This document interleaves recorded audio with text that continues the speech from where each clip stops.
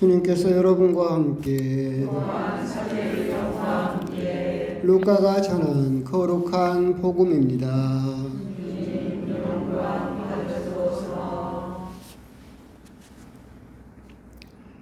예수님의 부모는 해마다 파스카 축제 때면 예루살렘으로 가곤 하였다. 예수님이 12살 되던 해에도 이 축제 관습에 따라 그리로 올라갔다. 그런데 축제 기간이 끝나고 돌아갈 때에 소년 예수님은 예루살렘에 그대로 남았다. 그의 부모는 그것도 모르고 일행 가운데 있으려니 여기며 하룻길을 갔다. 그런 다음에야 친척들과 친지들 사이에서 찾아보았지만 찾아내지 못하였다. 그래서 예루살렘으로 돌아가 그를 찾아다녔다. 사흘 뒤에야 성전에서 그를 찾아냈는데 그는 율법교사들 가운데에 앉아 그들의 말을 듣기도 하고 그들에게 묻기도 하고 있었다. 그의 말을 듣는 이들은 모두 그의 슬기로운 답변에 경탄하였다. 예수님의 부모는 그를 보고 무척 놀랐다. 예수님의 어머니가 애야 우리에게 왜 이렇게 하였느냐 내 아버지와 내가 너를 애타게 찾았단다 하자 그가 부모에게 말하였다. 왜 저를 찾으셨습니까? 저는 제 아버지의 집에 있어야 하는 줄을 모르셨습니까? 그러나 그들은 예수님이 한 말을 알아듣지 못하였다. 예수님은 부모와 함께 나자렛으로 내려가 그들에게 순종하며 지냈다. 그의 어머니는 이 모든 일을 마음속에 간직하였다. 예수님은 지혜와 키가 자랐고 하느님과 사람들의 총에도 더하여 갔다. 주님의 말씀입니다.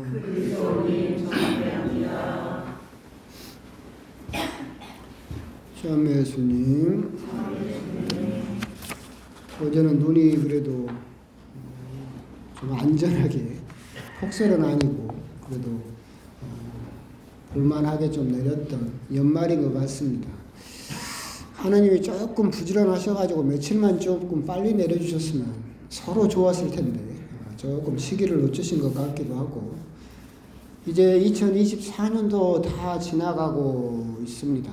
물론 세상은 더 복잡해지긴 했지만 그래도 여지없이 시간은 지나서 2024년도 저물고 새로운 한 해를 또 맞이하게 되었습니다. 이렇게 항상 한 해에 이제 교회 달력 말고 세상의 달력으로 한 해를 마무리하는 마지막 주일을 교회는 항상 성가정 축일, 즉 가정에 대해서 다시 한번 돌아보기를 또 청하는 그런 주간을 또 가정 성화 주간으로 보내고 있습니다. 뭐 이때쯤 되면 저도 이제 돌아보죠. 올 한 해 나의 사목은 어떠했는가? 내가 신자들 안 때리고 욕 안 하고 사목 잘했는가라는 반성을 또 하게 되는 그런 시간입니다. 하지만 그럼에도 불구하고 본당에서 이렇게 생활을 하다 보면 우리 신자 여러분들은 본당 신부 욕 엄청 하거든요. 뒤에서 험담도 하고 소문도 내고 막 이야기를 하죠. 그런데 이제 한번 거꾸로 생각을 해봅시다. 제가 본당 신부로서 여기에서 그렇게 평가를 듣고 신자 여러분들에게 점수를 이렇게 매김을 당하죠. 그런데 하느님께서 아담과 이브를 맨 처음 만드시고 이 세상에 처음으로 만드신 교회가 뭡니까? 가정입니다. 예수님의 이름으로 두세 사람이라도 모인 곳에 나도 함께 있겠다. 교회는 예수님의 이름으로 2명, 3명이라도 모인 것이 교회입니다. 그죠? 그런 의미로 따지면 여기에 본당 신부는 저지만 여러분 가정교회의 본당 신부는 누굽니까? 여러분입니다. 여러분들은 사목 잘했습니까? 여러분 가정의 신자들은 여러분 욕하던가요? 안 하던가요? 해요? 그럼 사목을 좀 잘 좀 하셨어야지. 응? 왜 그래? 그런 것은 또 우리가 생각을 해봐야 되겠다. 본당 신부만 사목을 하는 것이 아니라 하느님께서 맨 처음 만드신 교회, 그것은 바로 우리의 가정이고 거기에서 여러분들이 본당 신부이고 여러분들은 과연 나에게 맡겨진 내 신자들, 내가 돌봐야 될 양들을 과연 올 한 해 동안 잘 돌보았는가, 그런 것들에 대해서도 함께 더불어서 생각을 해볼 필요가 있는 그런 성가정 축일입니다. 성가정이라고 해서 예수, 마리아, 요셉 이분들의 성가정의 그런 거룩함을 본받는다라고 하지만 실상 드러나는 현상은 우리가 전혀 본받고 싶지 않죠. 아버지는 가난한 목수였고 어머니는 미혼모였고 아들은 엄마보다도 더 빨리 엄마의 눈앞에서 죽어버린 불효자였습니다. 드러난 현상으로는 전혀 본받고 싶지 않지만 교회는 이 가정을 본받을 것을 권하고 있습니다. 이 드러난 현상이 아니라 그 안에 깔려있는 본질적인 모습은 우리가 닮을 필요가 있기 때문에 사랑과 믿음과 신앙으로 함께 뭉쳐져 있던 그 가정의 모습을 우리가 돌아볼 필요가 있다. 그 모습을 우리가 돌아봐야 되겠다. 물론 그러면서도 성가정이라고 한다면 엄마, 아빠, 아들, 딸 다 성당 다니는 걸 성가정이라고 우리들은 보통 이야기를 하죠. 시간이 지나면서 보면 그것마저도 엄청 힘든 일이다라는 그런 생각이 듭니다. 세상에 재물로 유산을 남겨주는 거, 그건 한때 배부른 그런 유산이겠지만 신앙의 유산을 남겨준다라고 하는 것은 내 자녀에게 구원이라고 하는 영원한 유산을 남겨주는 일이기 때문에 그런 부분에 대해서도 우리가 성가정 안에서 많은 관심을 가질 필요가 있겠다라고 하는 겁니다. 그런 면에서 우리가 한번 곰곰이 돌아볼 필요가 있겠다. 성가정. 사실 이제 유명한 이야기이긴 한데 베들레헴에가 예수님이 태어나신 베들레헴에가 성가정 병원이 있습니다. 우리 카톨릭 말타 기사회 수도회에서 운영하는 성가정 병원이 있는데 거기에는 특히 성탄 때 전 세계에서 임산부 부부들이 신혼부부들이 그리 굉장히 몰려든다고 합니다. 근데 재미있는 것은 대부분 미국과 우리나라 개신교 부부들이 거기 베들레헴 그 산부인과 병원에 입원을 하는 거예요. 특히 성탄 때 폭증한답니다. 왜 갈까요? 베들레헴이라고 하는 예수님이 태어나신 곳에 성탄이라고 하는 예수님이 태어나신 시기에 내 자녀를 거기에서 낳고 싶다라는 그런 믿음으로 거기까지 가서 아이를 낳겠죠. 근데 여러분들이 한번 곰곰이 생각을 해봅시다.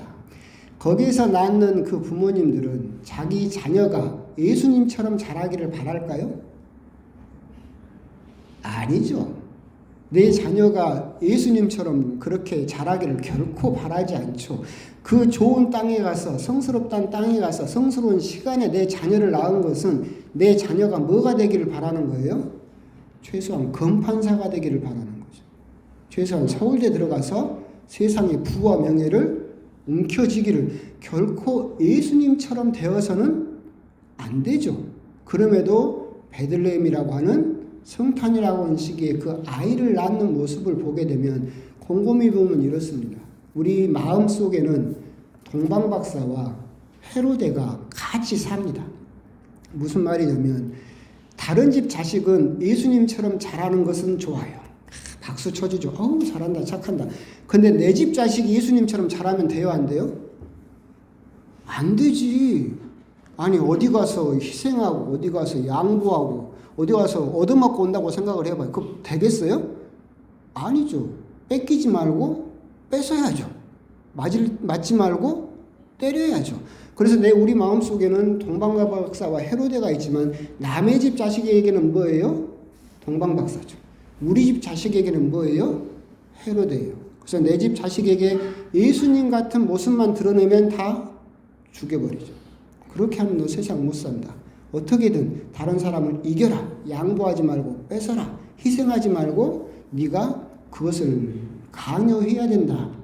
그런 모습이 우리들에게 있지 않는가라는 생각이 듭니다. 그렇게 우리가 헤로데의 모습으로 자녀를 기른 결과 윤석열 같은 헤로데가 탄생하는 것이고 윤석열의 그 옆에 따까리들 그런 사람들처럼 자기 이익만 바라보면서 다른 사람을 전혀 배려하지 않는 그런 헤로데들만 넘쳐나는 세상이 되어버린다라는 생각이 듭니다. 결국 성가정 축일에 우리가 가정성화의 의미는 뭐냐라고 한다면 우리가 다른 사람의 자녀들에게는 착하게 살기를 원하고 그렇게 예수님같이 살기를 원하지만 오직 내 자녀에게만은 그런 모습을 원하지 않는다. 승리자가 되기를 원하기 때문에 그리고 세상이 그런 모습으로 변해가고 있는 것은 아닌가.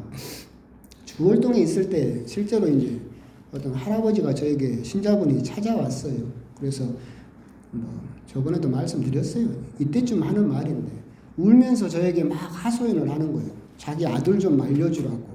왜 그러십니까? 그랬더니 자기 아들이, 제 기억이 지금 희미한데 의사였던 것 같아요. 의사였는데 아이를 낳았어요. 그러니까 손자를 낳았죠. 그랬더니 그 아들이 사는 아파트가 좁아. 그래서 자녀도 출산하고 있으니까 더 큰 아파트로 이사 가고 싶어. 근데 대출 받고 뭐 하면 이자 내고 복잡하잖아요. 그래서 아버지를 찾아온 거예요. 아버지 어머니 두 분 살기에는 지금 부모님 아파트가 너무 크다. 그러니까 이 아파트를 팔고 두 분은 임대 아파트로 가라. 그리고 그 아파트를 팔고 남은 차액은 누구를 주라? 나를 주라. 그러면 내가 당신들 손자도 낳고 했으니까 내가 더 큰 아파트로 이사 가겠다. 그러면서 그 아버지에게 지금 살고 있는 아파트를 팔고 빨리 차익을 주라고 조른대요. 근데 이 할아버지 입장에서는 평생 아들 뒷바라지하고 그 의대까지 보내고 얼마나 했겠어요. 남아있는 것은 이제 뭐밖에 없어요? 아파트 그 한 채밖에 없어. 그런데 이 무정한 아들이 와서 그 아파트도 팔고 임대 아파트로 가라고 그러니까 그걸 말려달라고 저에게 울면서 하소연을 했어요. 실제로. 위로를 하고 하지만 답은 없죠. 그 아들을 그렇게 키운 사람은 누구예요? 부모님이죠. 학원 갈 시간하고 성당 갈 시간이 있으면 어디 가라고 가르쳤어요? 학원 가라고 가르쳤어요. 인생에 대한 고민과 하느님에 대한 고민이 있을 때 그 부모님은 뭐라고 가르쳤어요? 쓸데없는 생각하지 말고 영어 단어 더 하나 외워라. 쓸데없는 생각하지 말고 수학 공식 한 번 더 외워라. 수학 문제 한 번 더 풀어라. 그렇게 가르쳤어요. 뺏기지 말고 뺏어라. 다른 사람 밑에 있지 말고 올라가라. 짓밟아서라도 다른 사람보다 1등 해야 된다라고 끊임없이 가르쳤죠.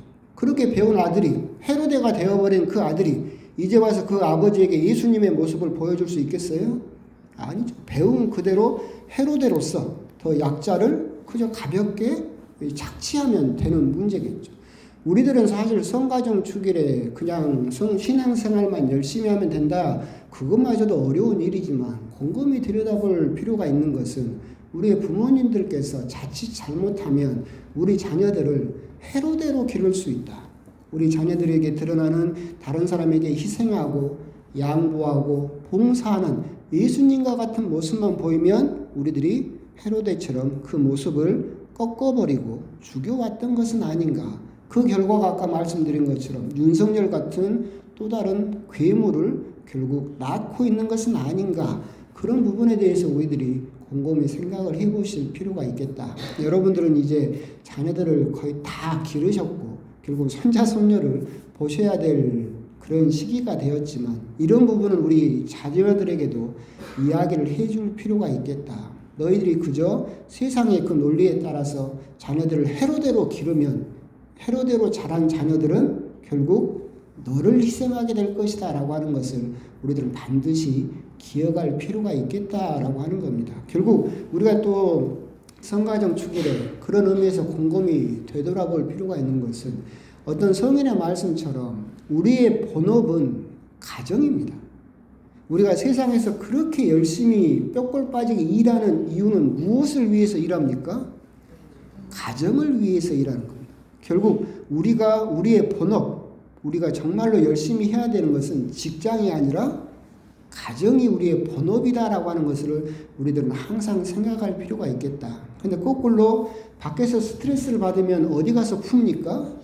집에 와서 풀죠. 그럼 이건 뭔가가 거꾸로 잘못된 거죠. 오늘 성가정 축일에 그런 부분 연말이고 이제 며칠 후면 바로 새로운 한 해가 시작이 되는데 가정에 임하는 그 여러 가지의 나의 모습을 한번 돌아보시면서 혹시 나에게도 그런 헤로데와 같은 모습이 있지 않는가 그런 부분을 한번 곰곰이 돌아보시면서 새로운 한 해를 또 맞이하셨으면 좋겠습니다.